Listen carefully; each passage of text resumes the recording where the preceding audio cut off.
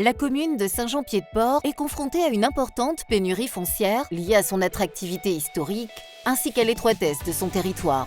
Ainsi, les rares entreprises foncières non bâties qui subsistent génèrent des tensions et des comportements spéculatifs qui limitent les capacités d'intervention de la commune.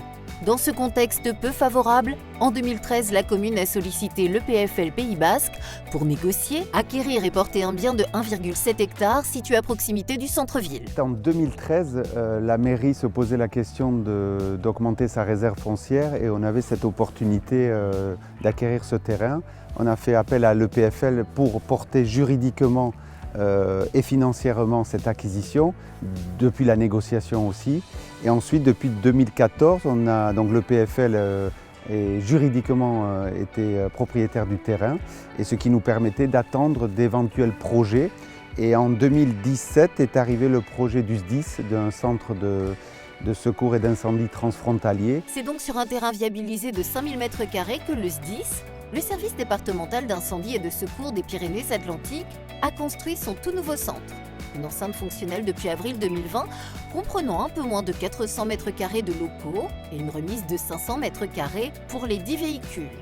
L'ancienne caserne, qui datait de 1964, n'était plus vraiment adaptée pour accueillir les 36 sapeurs-pompiers, 29 hommes et 7 femmes. Cet outil permet donc aux sapeurs-pompiers de Saint-Jean-Pied-de-Port d'évoluer dans un environnement beaucoup plus, comme je le disais, fonctionnel, avec des locaux adaptés, des vestiaires adaptés, que ce soit pour les hommes comme pour les féminines. Profitant de son emplacement géographique idéal, le SDIS 64 a aussi profité de la construction de ce nouveau site pour en faire un centre de coopération et d'entraînement transfrontalier.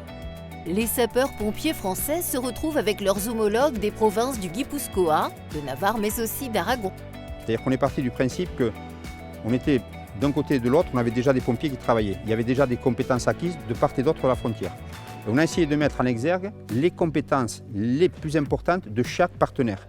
Et on a fait des formations pour mutualiser ces compétences et faire en sorte de tirer vers le haut à chaque fois ceux qui avaient les compétences les plus élevées. Donc ça nous a permis de mettre en place des formations où certains partenaires pouvaient être leaders.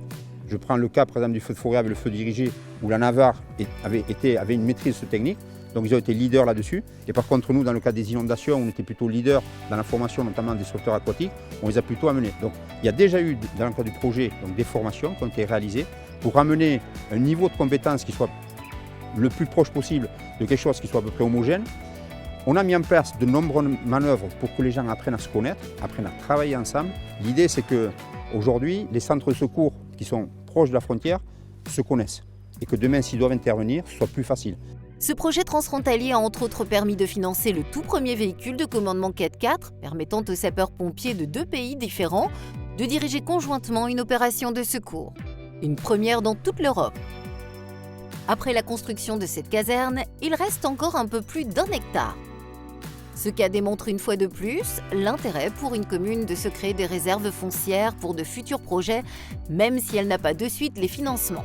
Le PFL Pays Basque est là pour l'aider. Vraiment stratégiquement pour une commune d'acquérir des réserves foncières pour peut-être les utiliser 3, 5, 10 ans, 15 ans après, c'est utile. Et encore plus à Saint-Jean-Pied-de-Port, nous n'avons que 272 hectares sur cette commune, donc c'est vraiment très petit. Et dès qu'on a une opportunité, même si on n'a pas le projet qui est mûri, il faut qu'on ait le terrain ou le bâti. Et grâce à l'EPFL, on devient propriétaire indirectement, puisque c'est quand même l'EPFL qui porte juridiquement le terrain ou le bâti. Mais dès que le projet est mûri, on redevient propriétaire. Donc ce qui fait qu'on a les moyens grâce à l'EPFL qui est un formidable outil.